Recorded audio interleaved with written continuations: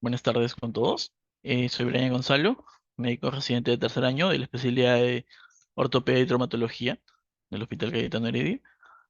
Y bueno, en esta parte me toca hablar acerca del tratamiento quirúrgico de emergencia de las fracturas expuestas, ¿no? Situándonos en el contexto, ¿no?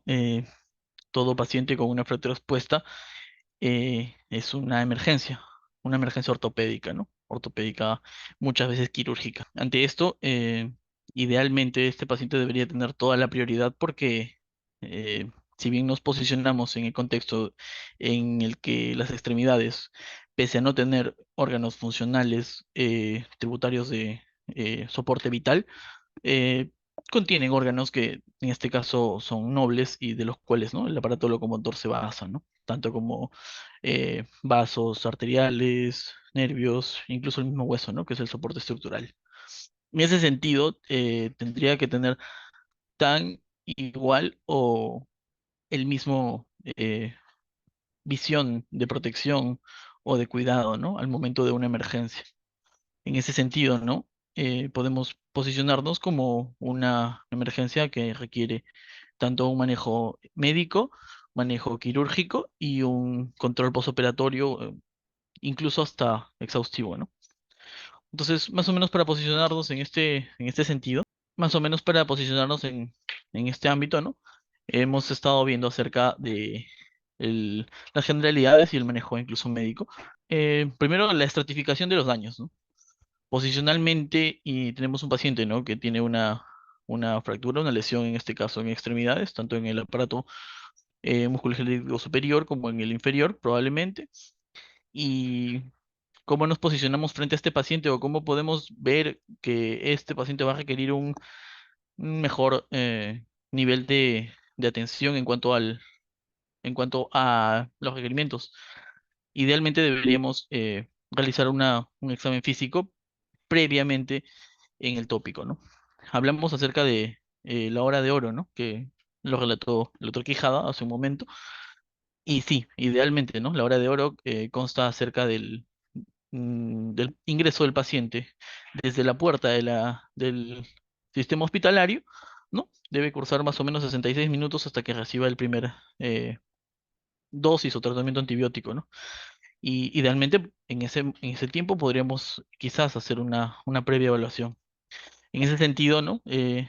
Idealmente, para estratificar los daños que tenemos, ¿no?, ante una posible fractura con una lesión, realizamos un lavado inicial. Y en este lavado inicial es en donde recién vamos a poder calificar o clasificar con nuestra clasificación de Gustilo, ¿no? Gustilo y Anderson para poder evidenciar, ¿no?, o situar al paciente en, en un lugar para la decisión y toma de elementos de manejo. En ese sentido, nuestro primer contacto con el paciente debería ser el más exhaustivo. Entonces, podríamos quizás, en este caso, poder abordarlo con un manejo local de algún anestésico para poder evaluar bien la lesión que tiene, ¿no? Posicionar al paciente, hacer un lavado previo, idealmente, un examen físico, si bien es cierto, rápido, conciso, pero que nos permita ahondar en lo que estamos viendo. Recuerda que es un paciente sensible, ¿no? Un paciente que llega con dolor, llega en muchos casos con el sensorio, dependiendo de cómo ha sido el accidente, puede estar alterado, puede que no, y nuestra visión tiene que ser rápida y concisa, ¿no? Entonces, luego de este examen físico breve, porque debería ser así, pero conciso, solicitar una radiografía inicial y en este caso recién podíamos utilizar nuestra clasificación para posicionarnos. La imagen que tenemos aquí a un costado podemos ver, ¿no? Es una extremidad inferior, en este caso derecha. Vemos que hay una lesión a nivel del tercio medio aproximadamente, tercio medio hasta tercio inferior, podríamos decirlo así. Y bueno, ¿no? Situándonos en la radiografía a la que le corresponde, la que tenemos por aquí abajo, es en este caso una fractura, ¿no? De tibia distal, ¿no? Idealmente, viendo la extensión de la herida, podríamos clasificarlo, ¿no? Y bueno, ver si es que realmente necesita o no un apoyo o un soporte de sala de operaciones, o quizás solamente un lavado y un exhaustivo, ¿no?, en el tópico, ¿no? Entonces, vital para la estratificación de daños es este abordaje inicial, hacerlo con apoyo de algún anestésico local o anestésico regional, lo más certeros posibles, tener a la mano algún medio de estabilización local, en este caso, en algún tópico siempre nunca va a faltar, ¿no? El apoyo del yeso, o en este caso de una fijación con vendas, ¿no? Ahora, hay fracturas que requieren algún otro tipo de estabilizador, ¿no? Como son las tracciones. En ese sentido, idealmente deberíamos de realizarlo de primera fuente. En ese sentido, bueno, vemos ya que podemos clasificar, ¿no? Ya nuestras fracturas con mejor amplitud. Eh, eh, la clasificación que usamos mucho o con la que básicamente nos estamos situando es la clasificación de Bustillo y Anderson. En este caso, hemos presentado las clásicas fracturas que requieren ya un manejo quirúrgico de emergencia. Si bien es cierto, en posicionarnos ante una emergencia, eh, tenemos al paciente que va a, en este caso, por así decirlo, situacionalmente competir con otras emergencias, ¿no? Tales como son los partos, en este caso, que tienen algún tipo de distosia, o algunos pacientes que tienen incluso otras patologías gastrointestinales, abdominales.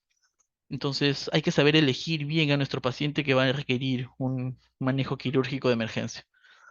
Eh, de todas estas tres series que acabo de colocar, situándonos en este caso, todas pertenecen al grupo de Bustilo, el tercer grado, en este caso, de las cuales, ¿no? Si bien es cierto, la primera imagen del lado izquierdo es una imagen con una herida probablemente entre los 4 o 5 centímetros, por lo menos, y al tener una fractura, en este caso, de trazo distal en la tibia transverso, incluso con extensión un poco distal, podríamos estar hablando, ¿no? De una fractura de alta energía, ¿no? Una alta energía le corresponde, ¿no? Una clasificación de tercer grado, ¿no?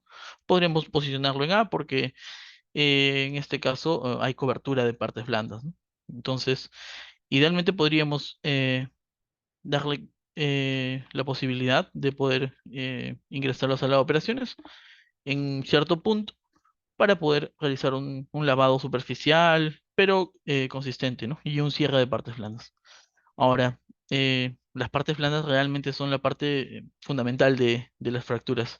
Si bien es cierto, las fracturas expuestas le corresponden al sistema óseo, al aparato esquelético, el tener partes blandas buenas, viables, nos van a definir mucho el pronóstico. Tenemos muchas estructuras a veces que son traumas de alta energía que a veces las fracturas no son significantes o significativas en este caso, pero eh, el efecto sobre las partes blandas es vital. Si no tenemos unas buenas partes blandas que tengan una buena cobertura, o quizás la extensión, o el área de impacto, de necrosis, o el área perilesional, o incluso si se puede comprometer con alguna infección, entonces van a cursar con una catástrofe, ¿no? Lo peor que nos puede pasar ante un evento es que no tengamos partes blandas para coberturar. En la imagen central tenemos una imagen que es aproximadamente una rodilla, en este caso situándonos la cara lateral, y vemos que tiene una lesión irregular, bastante extensa. Yo le calculé aproximadamente unos 20 por 12 centímetros. La fractura es básicamente a nivel de la tibia, tiene parte del peroné también afectado, el peroné proximal, un poco de los cóndilos, del cóndilo lateral en este caso afectado, pero sí podemos ver o evidenciar que aquí no hay una cobertura o no va a haber una cobertura. Entonces, idealmente también tenemos estructuras nerviosas cercanas al peroné, ¿no? Entonces, probablemente también haya daño en este caso nervioso. Pero si funcionalmente no lo veríamos en este caso, observacionalmente podríamos situarnos ante una clasificación de Gustilo 3B, ¿no? Con un defecto de cobertura a simple vista. Es una fractura expuesta, la amplitud y una pobre cobertura en este caso, ¿no? De las partes óseas. Entonces, de todas maneras, este paciente, o en este caso, ¿no? La parte central, debería de ir a un manejo quirúrgico de emergencia, ¿no? Idealmente, para un lavado quirúrgico, un debridamiento quirúrgico, y la posibilidad de la fijación externa que debería ser básicamente darle como el gol estándar la atención de emergencia. En este caso, este paciente recibió una atención quirúrgica de emergencia. Eh, en cuanto a hablar de las horas o el tiempo requerido, lo ideal en este caso es el manejo dentro de las 6 horas, ¿no? Posterior a esto, incluso también para el manejo de patologías o traumas vasculares, vemos que las lesiones se hacen a veces irreversibles, ¿no? Mucho se habla de la atención en emergencia, mucho se habla de la problemática que tiene a veces eh, el curso de estos pacientes, porque si bien es cierto, el aparato musculoesquelético no tiene tanto soporte vital, ¿no? en el cuerpo, pero la progresión de esto ante eventual, ante un eventual retardo nos genera, ¿no? Muchas zonas, en este caso, de necrosis posterior. En ese sentido, sí deberíamos de darle bastante énfasis, ¿no? A este tipo de coberturas iniciales. Eh, Básicamente, al no tener cobertura, se puede realizar algún tipo de colocación en emergencia situacionalmente, ¿no? Con un colgajo que, aunque no sea la indicación de emergencia, nos permita de repente reducir el área de exposición. Entonces, centrémonos que un hueso no puede estar expuesto bajo ninguna circunstancia. Un hueso expuesto es a largo plazo una invitación a una infección, a una osteomielitis, ¿no? Que, si bien situándonos en estos tiempos en donde nuestro manejo antibiótico ha mejorado, el espectro ha aumentado, pero el hueso es una estructura noble que, al no tener en muchos casos el aporte suficiente de elementos, se hace muy difícil la, el manejo antibiótico y el salvataje de este, ¿no? Entonces, la- podríamos dejarlo, ¿no? Como en este caso, fractura expuesta a Gustilo 3B, por falta de cobertura. Y bueno, en la última imagen que tenemos situándonos, ¿no? Un miembro inferior, perdón, un miembro superior, en este lado, miembro superior izquierdo, con una lesión aparente a nivel de entre codo hacia la parte axilar, casi medial, medio lateral, medial, en este caso, anteromedial. Y la imagen radiográfica, ¿no? Que nos presentan a continuación, por debajo de ella, es que vemos una fractura de húmero a nivel del tercio, casi el tercio distal, con una imagen de una luxación, ¿no? Una pérdida de la congruencia articular, en este caso húmero cubital, húmero radial. Entonces, aportándole datos clínicos al entorno de este último paciente, le podría decir que la coloración sepia no nos ayuda un poco para la visualización de algunos signos clínicos, pero este paciente tuvo un manejo previo a esta hospitalización con una ligadura de un vaso importante frente a la hemorragia que tenía. Entonces, una ligadura o un cierre agudo de una arteria tan importante en este caso para el brazo, que podría haber sido la arteria humeral, en este caso nos ha generado o nos va a devenir en un trauma vascular que probablemente, ¿no? sea significativo, ¿no? Acordémonos que eh, a ese nivel tenemos vasos grandes, importantes, y distalmente se hace más llevadera un trauma vascular a ese nivel, ¿no? Entonces, es aquí que ya podríamos estar situándonos, ¿no? En un ámbito de una clasificación de Gustilo 3C por el manejo vascular que se le debería dar, ¿no? Incluso a la revascularización o a la creación de un bypass o algún elemento que cirugía vascular le pueda dar para el salvataje del miembro, ¿no? La fractura, si bien es cierto, no es tan catastrófica como en el caso previo, pero el daño en el nivel en donde se encuentra sí es importante por el pasaje, en este caso, arteriovenoso, ¿no? Bien, esto es parte de lo que ya les venía hablando, ¿no? Lo que básicamente podemos decir. En el caso del Gustilo 1, ¿no? Tenemos una herida, ¿no? Que es pequeña, menor de 1 centímetro. El grado de contaminación podría ser o no limpia, pero el daño sí es mínimo, ¿no? La conminución también es mínima en cuanto al daño óseo, entonces en ese sentido podría manejarse con un lavado, ¿no? En el tópico. En cuanto en cuanto a un estilo tipo 2 vemos que es una herida mucho más grande, ¿no? El tamaño realmente no importa, sino es en sí las características, ¿no?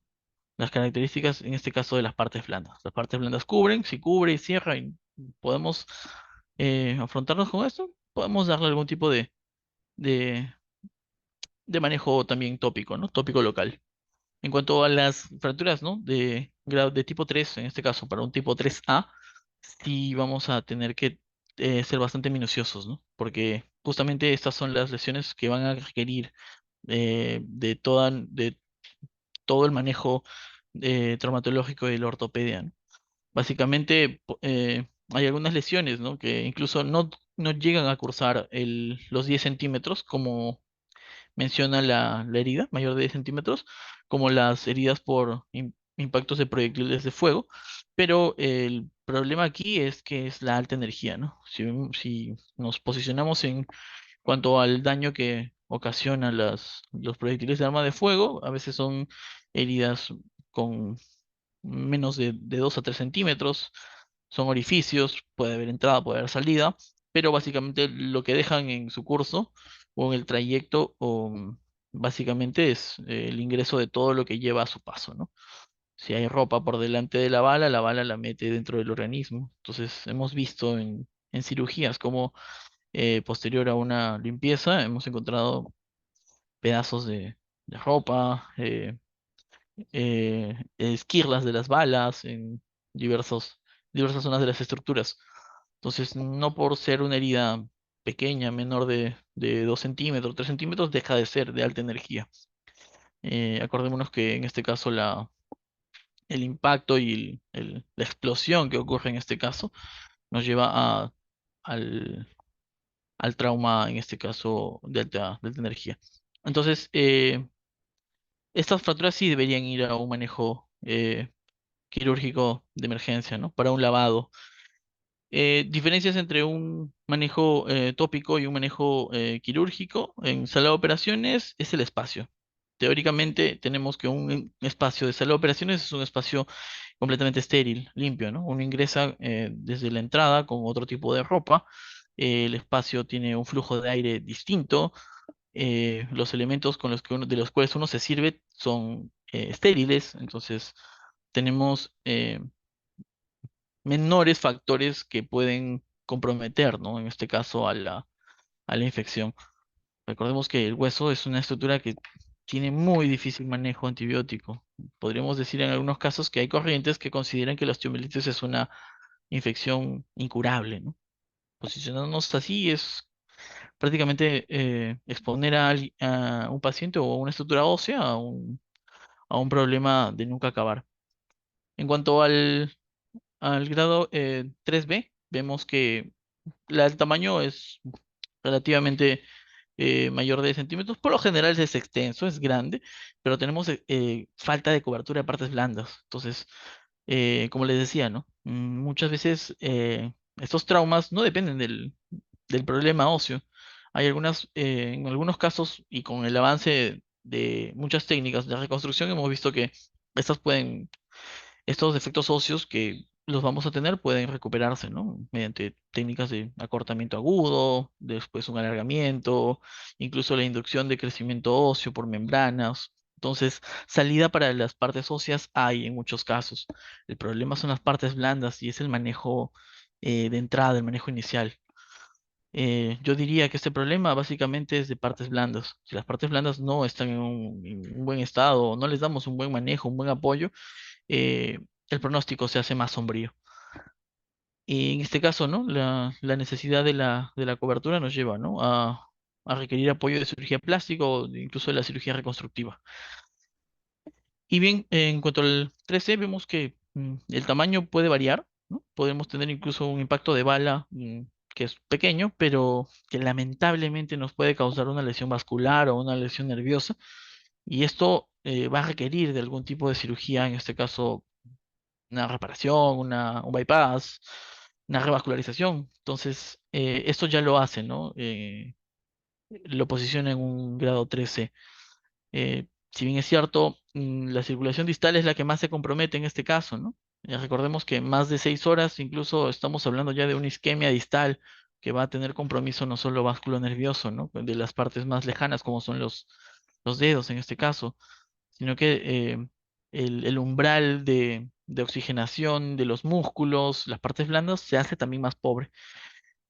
Si tenemos partes blandas dañadas y a eso sumémosle que tenemos tejidos nobles como vasos dañados, tenemos que nuestro poco aporte del que ya era eh, víctima de estas partes blandas por el trauma, el edema propio de la afectación, de la fricción, del daño y en la pobre vascularización que le llega luego del trauma o de la interrupción vascular, eh, ensombrecen más el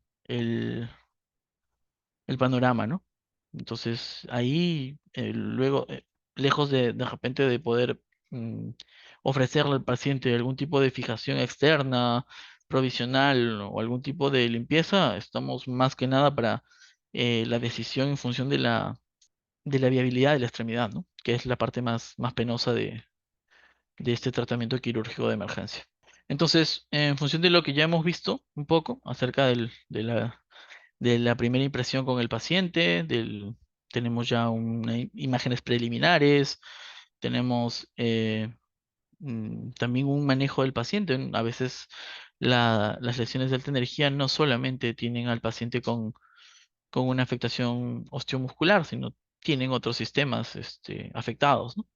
Entonces, evaluar el compromiso de partes blandas, visualizar el tamaño de la herida, ver si es que hay un defecto de cobertura y sobre todo, ¿no? La exposición ósea, ¿no? No podemos dejar un hueso expuesto. Evidenciar la contaminación de la herida, ¿no? Muchas veces estos pacientes, a veces fracturas eh, que se sitúan en una granja o trabajadores de pozos sépticos o personas que trabajan, ¿no? En contacto con animales, tienen una fractura expuesta, pero con algún tipo de tamaño mucho menor, pero lo significativo del caso es, en este caso, es la exposición a gérmenes, ¿no? Bastante resistentes. Entonces, eh, es importante valorar la contaminación. La contaminación, en este caso, lo hace a algunas fracturas de características de tercer grado. El agente traumático o el entorno es diferente, ¿no? Tener un accidente quizás por una caída, a tener un accidente o una lesión, una fractura expuesta por la clásica moladora, ¿no? O la sierra circular, el disco de corte, ¿no? Que si bien es cierto, trabaja mucho con madera, trabaja mucho con metal, tienen distintos tipos de aplicación, entonces no es algo seguro, no es algo para nada estéril, ¿no? Son heridas que realmente son sucias desde el inicio, ¿no? Por donde las veamos. Y la inestabilidad de proporción amplia, ¿no? Entonces, una inestabilidad que se hace muy notoria, vemos a veces de cada día en un hospital de referencia como este, la inestabilidad que a veces las partes blandas no nos ofrecen. Entonces, o el aparato osteomuscular tiene mucha conminución que una férula de yeso no va a poder solucionar las cosas en cuanto a este problema, entonces sí o sí necesitamos una cirugía de fijación externa, ¿no? Lamentablemente. Y bueno, el compromiso de la vida dependiente de la lesión, ¿no? En este caso, hablar de en este caso, un trauma de arteria femoral, de arteria braquial, incluso hablando, ¿no? Por debajo de de los 5 centímetros de la arteria axilar, vemos que cambia la arteria, en este caso humeral, y esta, incluso se dice, ¿no? Que de 7 a 12 minutos que no tenga un adecuado control nos podría comprometer la vida, ¿no? Igual para arterias bastante grandes como la femoral, ¿no? Un lamentable suceso a nivel de esta podría terminar, ¿no? En un desenlace fatal. Primero que se debería tratar de controlar el sangrado en este caso y luego ver el pronóstico de las partes blandas, ¿no? Entonces, todos estos factores sumado a la evaluación primaria, nos llevan a la determinación quirúrgica, ¿no? Enfocando bien a nuestro paciente, enfocando bien las comorbilidades, eh, enfocando bien las edades de los pacientes, ¿no? Si bien es cierto, todos deberían ir a una oportunidad de la preservación de extremidades, ¿no? Con el avance de la ortoplástica y la reconstrucción, se está viendo mucho la preservación de estas, ¿no? Eh, Se está ofreciendo muchas otras alternativas para el mantener una extremidad y no llegar a un desenlace fatal. En cuanto al manejo quirúrgico que podemos ofrecer, ¿no? Básicamente es la limpieza quirúrgica, ¿no? Que como su nombre lo dice, es una limpieza en sala de operaciones, donde el desbridamiento tiene que ser amplio, tiene que ser radical, tenemos que evaluar bien las zonas comprometidas y poder ofrecerle una resección de las áreas necróticas, las áreas no viables. Hay que ver las características de los tejidos, ¿no? La opacidad, en este caso, el músculo sangrante o no, la piel que responde o no responde, ¿no? Hay piel que se esfacela, fascia que se cae, tejido celular subcutáneo que es el primero en hacer necrosis. Un tejido celular subcutáneo que hace necrosis compromete a su área superior inmediata, que en este caso es el tejido cutáneo. No podemos tener buena piel si no tenemos buen tejido celular subcutáneo. Y lamentablemente el tejido celular subcutáneo es una de las primeras víctimas en este caso, de la alta energía. mm, Se dice, ¿no? Por física, ¿no? Que la energía nunca desaparece, ¿no? La energía simplemente circula, se mantiene. Y es así.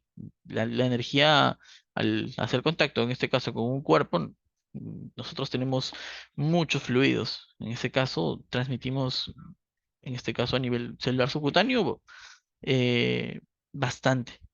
En ese sentido, es uno de los primeros tejidos que sufre, los primeros que hacen necrosis.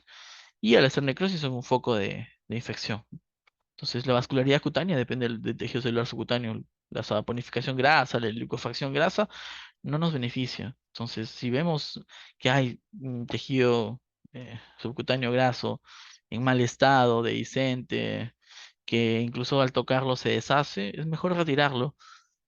Y bueno, esto nos va a agradecer mucho la lesión. Las extensiones de piel que no van a coberturar, piel que a veces está demasiado comprometida, como desgarrada, ¿no? Como oscura, sucia, una parte que está, pues, hasta vemos barro en algunas lesiones. Ese tejido, lamentablemente, es un tejido sucio, no lo vamos a poder preservar. Y uno tiene que, a veces uno cursa con este dilema, ¿no? Del desbridamiento oncológico, ¿no? El desbridamiento oncológico, incluso este término tiene por naturaleza la amplitud. Entonces uno se puede dar incluso hasta márgenes en las resecciones, pues, ¿no? Oncológicas y tratar las heridas de la misma forma, darle resecciones con márgenes amplios relativamente. Recordemos que aquí no se va a sembrar una neoformación, pero por contigüidad tenemos gérmenes.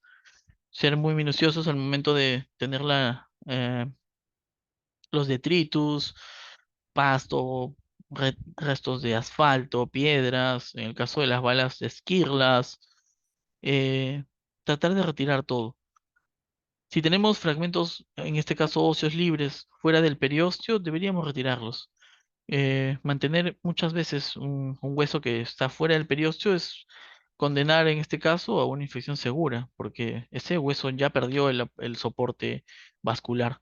El hueso básicamente es nutrido por el periósteo, entonces tener o mantener un fragmento que se encuentra libre, no, esto lo armo y lo coloco o lo reinserto. A veces incluso le ponemos pues algún tipo de cerclaje con hilo y le podemos dar la otra vez la normalidad pues estática, más no funcional. Este tejido ya perdió su naturalidad, está quizás vitalmente comprometido y simplemente va a ser una carga, ¿no? Es un foco que uno interna para que podamos tener el origen de una infección. Hay mucho por decir sobre esto, ¿no?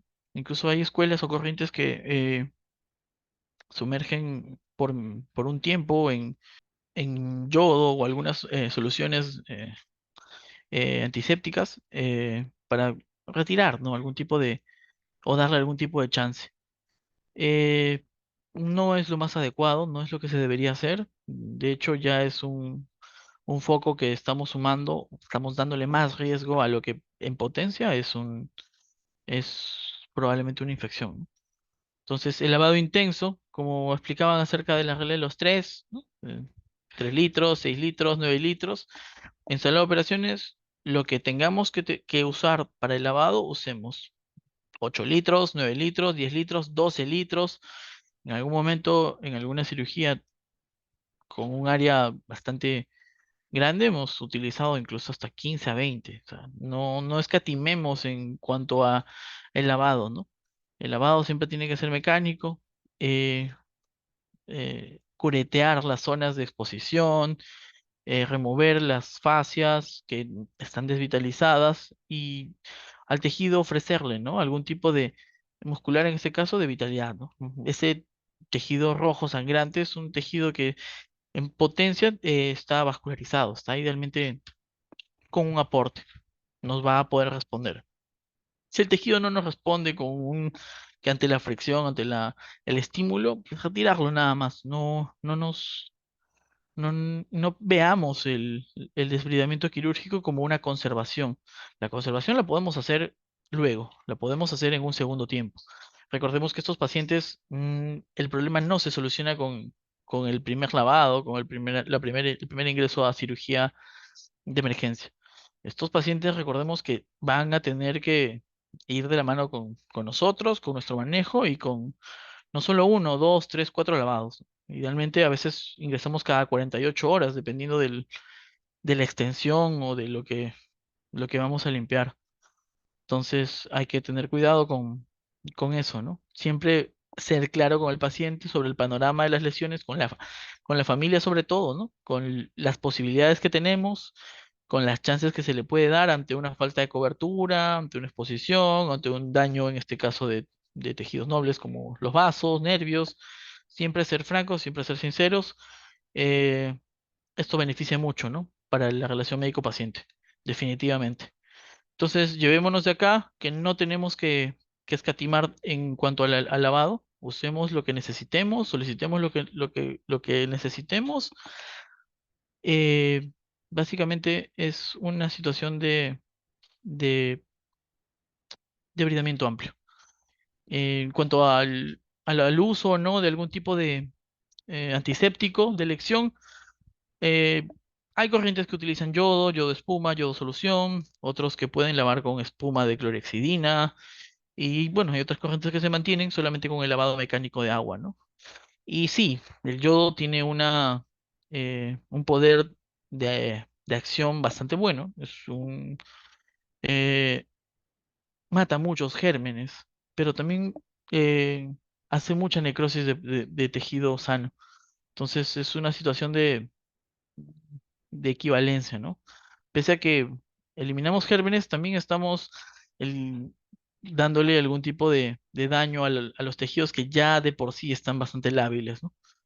Sumado a esto, evaluar muy bien el riesgo-beneficio del uso. En cuanto a los jabones, las clorhexidinas, 4 o 10%, evaluar el cual se tiene.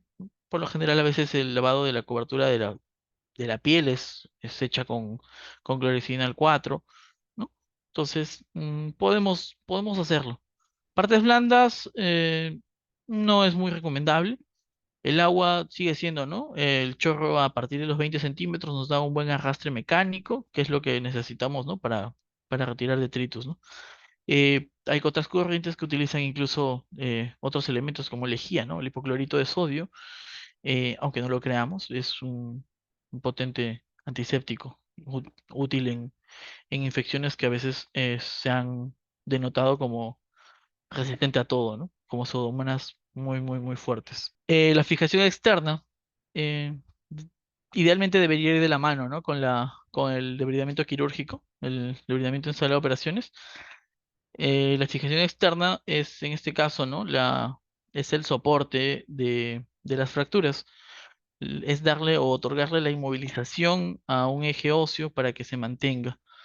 Entonces, nos ayudamos mediante algunos tipos de clavos, en este caso clavos con medidas, tanto para miembro superior como miembro inferior. para poder otorgarle la posición más normal o en la posición en la cual las estructuras nobles estén mucho más, sea más llevadero, ¿no? No solo eso, sino el curetaje de las mismas lesiones que tenemos. Eh, Muchas veces la inmovilización con férulas o yesos eh, es muy voluminosa. Tenemos a veces posicionalmente lesiones en áreas posteriores, en donde, si bien es cierto, colocamos una férula que es estable, le da la estabilidad del caso, pero la cobertura con gasas, apósitos, hace que estas lesiones tengan mucho compromiso, ¿no? O sea, la secreción misma haga que se maceren, crea un ambiente en contra. Entonces, es mucho mejor el manejo de las partes blandas con una fijación, en este caso percutánea, que nos permita el abordaje o la liberación rápida en este caso, de los vendajes. Eh, por lo general esto se coloca, ¿no?, en la posición anatómica en cuanto a las estructuras. Nos da un cuidado de partes blandas, un cuidado de las partes nobles. Ahora la practicidad y el manejo es súper importante. Eh, en el caso de algunas cirugías vasculares o de reparación, muchas veces la inmovilización con férulas o yesos no es la mejor. Deberíamos darle, ¿no?, un soporte, ¿no?, bastante percutáneo que nos permita vigilar la lesión. Entonces esto va a generar lo que es el relajamiento de las partes blandas, ¿no? Las partes blandas necesitan per se estar relajadas. No necesitamos, en este caso, ¿no?, que se manipule mucho, sino que mediante la suspensión percutáneamente debemos de darle pues ese eje que nos beneficia. Ahora, como les decía hace un momento, muchas veces las fracturas expuestas no van a terminar o no van a culminar con una sola cirugía, sino que nos sirve para, en este caso, poder hacer los reingresos y hacer posible, ¿no?, que podamos acceder otra vez. La imagen que presento a continuación es una fractura, en este caso, de fémur distal. Eh, bueno, ya en este caso es una fractura que tiene ya otro tipo de manejo también, con un apoyo, en este caso un sustituto óseo, como es el cemento a nivel del área del fémur distal, pero vemos la configuración, ¿no?, de partes blandas, donde recrea un puente, ¿no?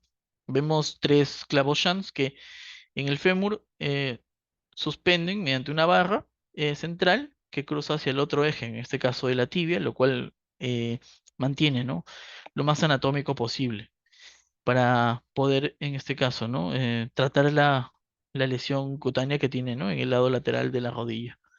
Entonces, básicamente la fijación externa nos ayuda bastante para el cuidado de partes blandas, para el manejo de lesiones de tejidos nobles y muchas veces nos da, en este caso, ¿no?, el soporte percutáneo, el bajo abordaje, en este caso quirúrgico, para un segundo tiempo. Recordemos que esta cirugía quizás no es definitiva, pero que en algún momento vamos a necesitar, ¿no?, de un nuevo abordaje para poder hacer la cirugía definitiva. Entonces, si bien es cierto, son abordajes de orificios, son pocos espacios los que se toman con los abordajes de los clavos, entonces nos dan posicionalmente opciones para poder tomar una cirugía en un segundo tiempo, ¿no? Quizás esta es la parte más sombría, muchas veces a lo que en la emergencia se puede llegar a denotar, pero realmente todavía sigue siendo para nosotros, en nuestra realidad, una alternativa de tratamiento. Conocer muchas veces perspectivas de manejo a veces nos hace evitar llegar a este desenlace, a este manejo, pero realmente, y por la coyuntura en la que estamos, nunca podemos dejar de mencionarla. Y es importante y parte vital que el paciente lo sepa y la familia también. La amputación viene siendo, en este caso, muchas veces no solamente el tratamiento de inicio, sino que a veces es el tratamiento definitivo de un paciente, ¿no? El trauma de alta energía que no tiene posibilidades de inmovilización ante un trauma masivo o una pérdida sustancialmente ósea grande, extensa, podríamos incluso darle fin al problema que se le va a generar, ¿no? De la cobertura de partes blandas, de la estabilización, con aparatos, por así decirlo, gigantes, con una amputación. Entonces, tiene que ser bien analizada.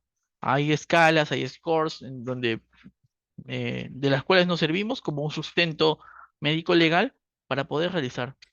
Estoy seguro que ningún paciente o ninguna persona desea o espera que en su primer abordaje hospitalario por un trauma de alta energía sea amputado, pero realmente todavía sigue siendo una alternativa. Entonces, si bien es cierto, tenemos la desfocalización quirúrgica en este caso como función de la amputación, ya que a veces la exposición es tanta que sabemos que con frecuencia o es casi dar una certeza que va a haber algún tipo de complicación infecciosa, ¿no? Por la extensión de la lesión. Eh, Como para hacer un comentario acerca de las dos imágenes que tenemos al lado, las dos corresponden al mismo paciente. En este caso es una paciente femenina, cual tuvo una lesión a nivel del miembro superior izquierdo. eh, tuvo, tuvo una lesión extensa, tuvo un trauma vascular. Me parece que comentamos acerca de su trauma vascular en una de las primeras imágenes y se intentó realmente, ¿no? El salvataje o el mantener o la preservación de la extremidad, pero realmente el daño siempre fue extenso, siempre estuvo comprometida la vascularidad distal. Entonces, eh, quizás condenar a una persona a un manejo seriado de limpiezas o quirúrgicas con debridamiento, exéresis óseas, curetaje, viene mermando mucho la extremidad y a veces es el sufrimiento del paciente, ¿no? El ver cómo se encarniza la lucha por la mantención o la preservación de la extremidad, a veces es una alternativa que se puede realmente valorar. Quizás no de primera instancia, pero sí se debería de valorar en muchos casos. Pero posicionándonos en el tema de la emergencia, si no tenemos cómo controlar un sangrado tan alto o un defecto masivo, la amputación sigue siendo como parte de nuestro arsenal de opciones terapéuticas. Básicamente el compromiso de la vida, ¿no? Una arteria que viene sangrando y que se va a tener que ligar porque estamos en un lugar donde no tenemos cirujanos vasculares o las opciones son mínimas, creo que el transporte más de 6 horas va a ser incluso muy difícil. eh, Se debería de conversar y llegar a un consenso, ¿no? Que se puede esperar como alternativa a una amputación. Tenemos en la fasciotomía profiláctica, que de emergencia es una profiláctica en sí, es lo que debería de ser. Profiláctica porque así es como se trata de evitar algo más.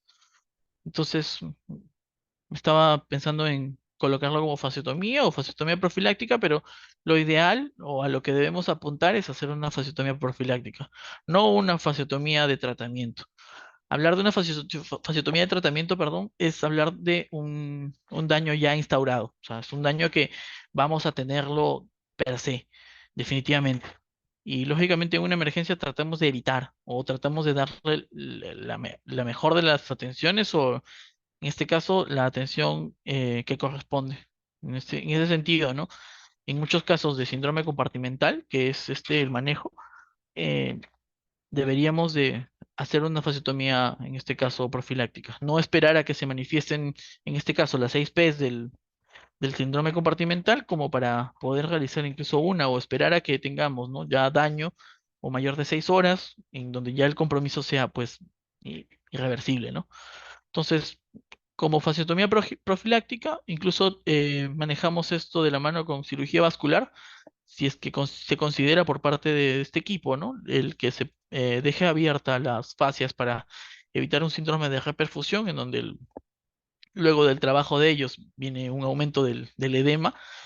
Deberíamos evitar que este sea un algo que vaya en contra, ¿no? Del trabajo ya realizado. Entonces, deberíamos de realizar una vasectomía profiláctica también en cirugía vascular, ¿no? Como apoyo. Y bueno, síndromes compartimentales, de todas maneras, es el manejo, ¿no? Es evitar que que se ocluya la vascularización distal por edema, ¿no? Más frecuente lo tenemos a nivel de los miembros inferiores, en este caso por la disminución de los... Tenemos una estructura ósea rígida y los tabiques que no se distienden, entonces lo que va a llevar, ¿no? En este caso a una oclusión vascular. Entonces disminuimos el aumento de la presión, evitamos la lesión por isquemia y en este caso, ¿no? Nos va a dar el cuidado para la reparación vascular. Entonces, manejando esto, evitando probablemente daños mayores, incluso aquí nos hemos dado dos trabajos. Vemos una fasciotomía, en este caso del miembro superior, en la zona braquial, y la otra es la zona del antebrazo, y conjuntamente se ha colocado un fijador externo, ¿no? Vemos la imagen de abajo que hay, ¿no? Una fractura básicamente del húmero distal, articular en este caso, e incluso vemos que es vemos un cuerpo extraño, ¿no? O sea, probablemente es una imagen de un proyectil de arma de fuego, ¿no? Esquirlas, entonces, eh, incluso podríamos combinar todas las cirugías, ¿no? La limpieza quirúrgica, la fasciotomía y por último una fijación externa. Entonces, no solamente entramos a una sola cirugía, no solamente utilizamos una sola arma del arsenal ortopédico, sino servirnos de todo lo que podamos en beneficio del paciente. Incluso a veces podríamos incluso hacer coberturas primarias, acortamientos agudos, en beneficio de los pacientes, ¿no? Hablando de un miembro inferior. Entonces, recordemos, ¿no? Entre eh, mayor sean las opciones que podemos ofrecer a los pacientes, va a ir en un mayor beneficio. Y esto va de la mano, pues, ¿no? Con los materiales que disponemos, en este caso, para poder, ¿no? Lograr la preservación de la extremidad con la mejor de las funcionalidades. Aquí, básicamente, lo que se vela después de la seguridad y la vida es, en este caso, la funcionalidad o el retorno a las actividades, ¿no? Que es una piedra o es un pilar angular muy importante, ¿no? Dentro de lo que es la ortopedia de emergencia o la traumatología, ¿no? Por, para accidentes de alta energía. Gracias.